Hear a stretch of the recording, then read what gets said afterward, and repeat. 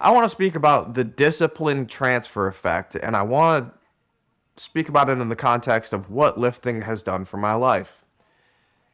Weightlifting. I have been lifting weights on and off in my life for about 15 years. I started in my freshman year of high school. From then, I fall in love with it, I get obsessed with it, and it's pretty much all that I want to do in a day. There is something about that feeling that you get once you've been in it for a little while. It's almost like a runner's high. If you've never experienced a runner's high, you should get out and go on some runs. Once you get done or once you get into the motions, you start to just, I don't want to say go tunnel visioned, but you almost lose everything else that's around. And I call that discipline and I call it focus.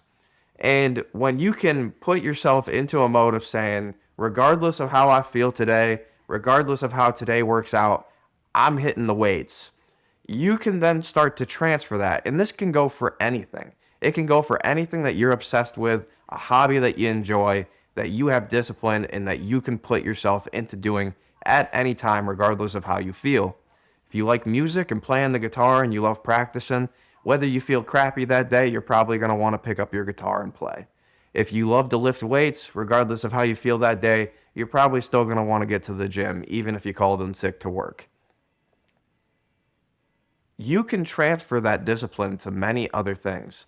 For example, with me, I was very disciplined in weightlifting, regardless of how my day went, regardless of how I felt, whether I was stuffed up in the face and sick, whether I had the flu, I was working out. And if I couldn't go to school that day and use my school gym in high school, we had a gym in the basement that I would go down and I would work out, or I would go on runs. I needed to get exercise in. I took that discipline and transferred it over to reading books every single day. I transferred it over to journaling and writing out my thoughts every single day. And I took it to also my work life, where I showed up and I did the work regardless of how I felt because I knew that in the future it would pay off.